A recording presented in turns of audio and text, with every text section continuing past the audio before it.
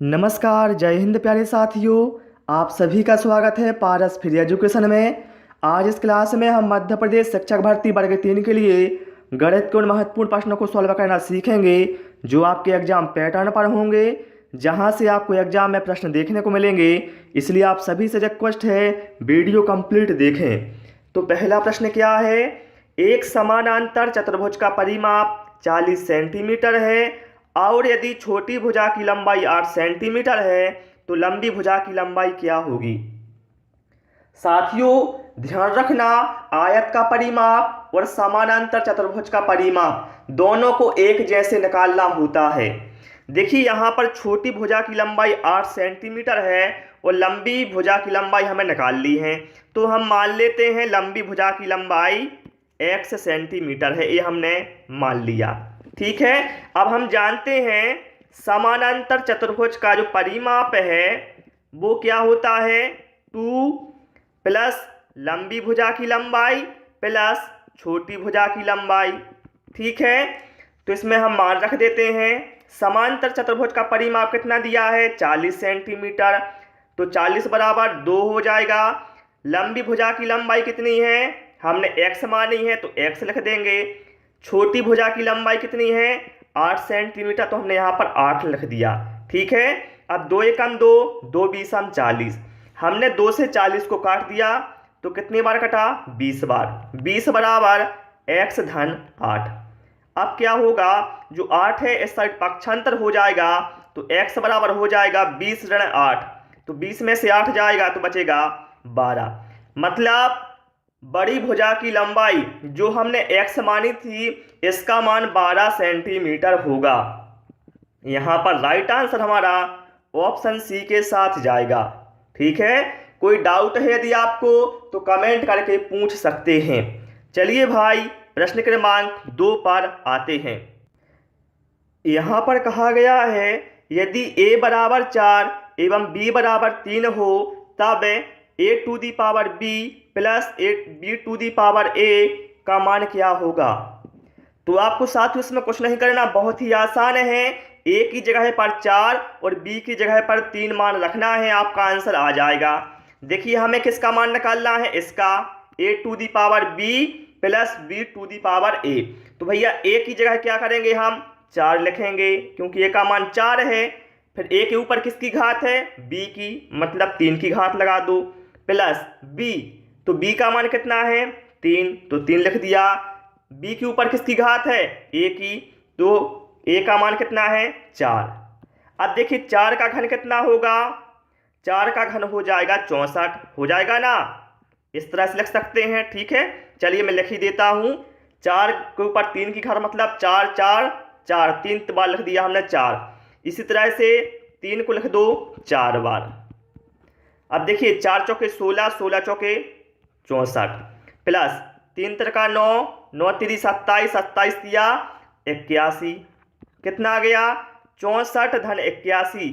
जोड़ दो 4 और 1 5, 8 6 14, 145 हमारा करेक्ट आंसर हो जाएगा जो हमें ऑप्शन सी में दिया है। ठीक है, और आप सभी से रिक्वेस्ट है वीडियो पसंद आए तो वीडियो को लाइक और शेयर अवश्य करें। चलिए भाई, प्रश्न क्रमांक 3 पर आते हैं। इसका आंसर जरा आप सोच समझ कर देना क्योंकि छात्र इसमें बहुत ही अधिक गलती करते हैं। कहा गया है 150 अंश वाले संपूरक कोण का पूरक कोण क्या होगा? प्रश्न समझने का प्रयास करना। 150 वाले संपूरक कोण का पूरक कोण मतलब पहले आपको संपूरक निकालना है, फिर उसका आपको निकालना है पूरक। तो पहले हम क्या करेंगे? 150 का निकालेंगे संपूरक। तो देखिए, हम सभी जानते हैं संपूरक कोणों का योगफल 180 होता है। ठीक है, तो भैया जब 150 तो a हो गया तो इसका संपूरक कितना होगा? योग 180 होता है, तो हम कह सकते हैं 150 का संपूरक 30 होगा। हमने क्या किया? 180 में से 150 को माइनस कर दिया, तो क्या है? 150 का संपूरक हमारे पास 30 आ गया। अब क्या है? संपूरक कोण का पूरक कोण। अब देखिए पूरक कोणों का योग कितना होता है? 90 होता है। तो 30 का पूरक कोण कितना होगा? तो हम क्या करेंगे? 90 में से 30 को माइनस कर देंगे। तो क्या आ जाएगा, 90 में से 30 जाएगा तो बचेगा हमारे पास 60। ठीक है, तो ये अपने यहां पर करेक्ट आंसर हो जाएगा।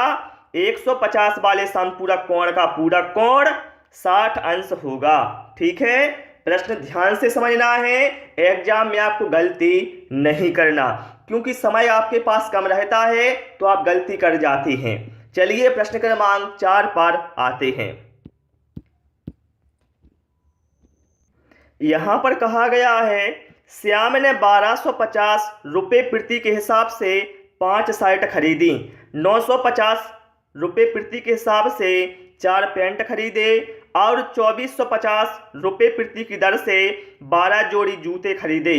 प्रति वस्तु औसत व्यय क्या है?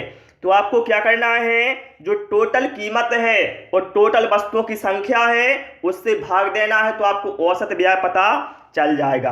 अब देखिए भाई, यहाँ पर एक शर्ट उन्होंने 1250 रुपये में खरीदी, तो 5 शर्टों की कीमत कितनी हो जाएगी?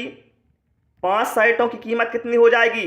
तो हम क्या करेंगे, 1250 में 5 का गुणा करेंगे, तो क्या होगा, करिए गुणा, 5 शून्यम 5 शून्यम शून्य, 5 पचम 25, 25 का 5 आया 2, 5 दूनी 10, 10 और 2 12, 12 का 2 आया 1, 5 एकम 5 और 1 6, मतलब 6250 रुपये शर्ट के हो गए। फिर क्या है, 950 रुपये प्रति के हिसाब से 4 पैंट खरीदे, तो भैया 4 पैंटों की कीमत कितनी हो जाएगी?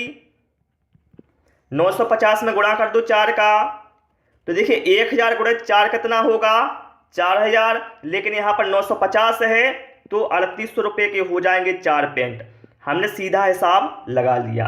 ठीक है, अब क्या है, 2450 रुपये प्रति कीमत की दर से 12 जोड़ी जूते खरीदे।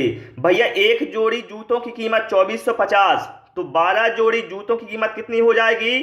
12 जोड़ी जूतों की कीमत है तो कितनी हो जाएगी, गुणा कर दो भाई, कितना हो जाएगा? देखिए 12 शून्यम शून्य, 12 पंचे 60, 60 का शून्य आया 6। ठीक है, 12 चौके 48, 48 और 6 54, 54 का 4 आया 5, 12 दूनी 24। ठीक है, 24 और 5 29, इनको जोड़ दो, कितना योग हो गया है, जोड़िए तो कितना आ जाएगा, 0 5 8 और 2 10, 10 4 14, 14 का 4 आया 1, 6 3 9, 9 और 9 18 और 1 19, 19 का 9, 19 का 9 आया 1, 2 और 1 3, मतलब 39,450 ये टोटल यहाँ पर व्यय हुआ है। अब हमें क्या है, हमें निकालना है इसका औसत। तो भाई औसत कैसे निकलेगा, औसत में क्या करेंगे, टोटल जितनी वस्तुएं हैं, देखिए 5 शर्ट है, 4 पैंट और 12 जोड़ी जूते, तो जोड़िए 5 और 4 9, 9 और 12 21, मतलब उसने टोटल 21 आइटम खरीदे हैं, तो इसमें हम 21 से भाग लगाएंगे। ठीक है, चलिए इसमें भाग लगाइए, क्या मिलता है आपको, वही अपना करेक्ट आंसर होगा। देखिए 21 से कम 21, ठीक है, कितना बचा, 18 बचा ना 18, 39 में से 21 जाएगा तो 18 बचेगा, तो यहाँ हो जाएगा 184 हो जाएगा। फिर क्या है, 21 अट्ठे 168, 21 अट्ठे हो गया 168, 184 में से 168 माइनस हुआ तो बचा हमारे पास 16, तो यहाँ पर हो जाएगा 165। अब क्या है, फिर से भाग दो, तो 21 सत्ते कितना हो जाएगा, 21 सत्ते हो जाएगा 147 हो जाएगा ना, 21 सत्ते 147। अब क्या करोगे, 165 में से 147 को माइनस कर दो तो बचेगा 18, बचेगा ना, 18 बचेगा, तो यहाँ पर हो जाएगा 180 हो जाएगा। फिर से भाग देंगे हम, तो 21 अट्ठे 168, अब कितना बचेगा, 180 में से 168 गया तो बचेगा 12।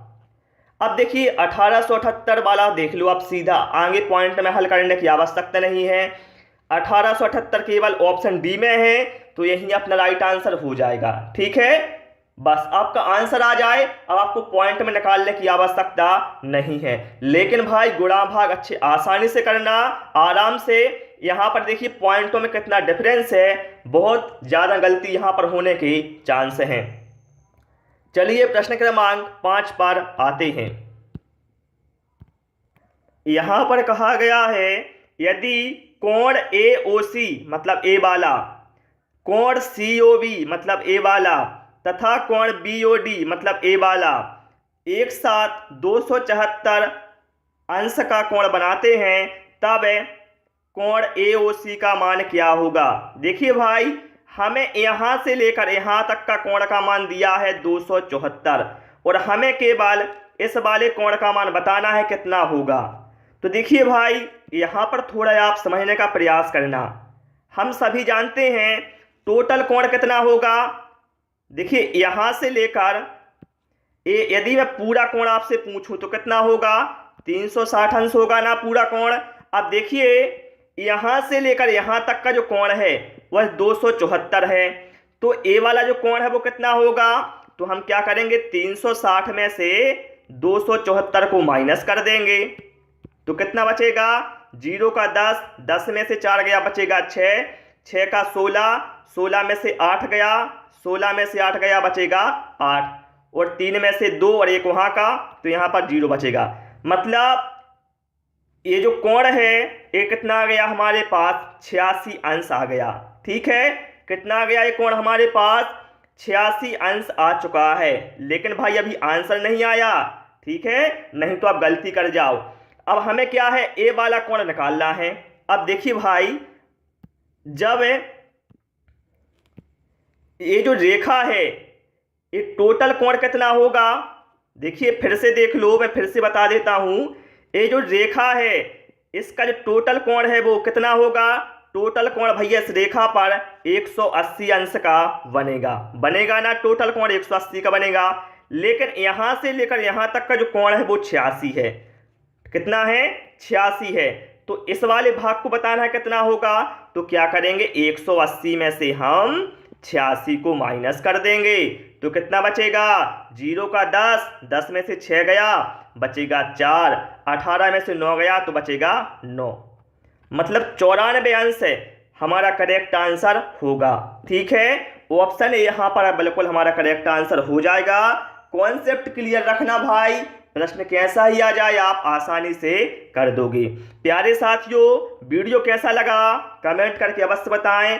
क्लास पसंद आए सभी से रिक्वेस्ट है वीडियो को लाइक करें, दोस्तों के साथ शेयर करें, नए नए वीडियो पाने के लिए चैनल को सब्सक्राइब करें। Thanks for watching this video.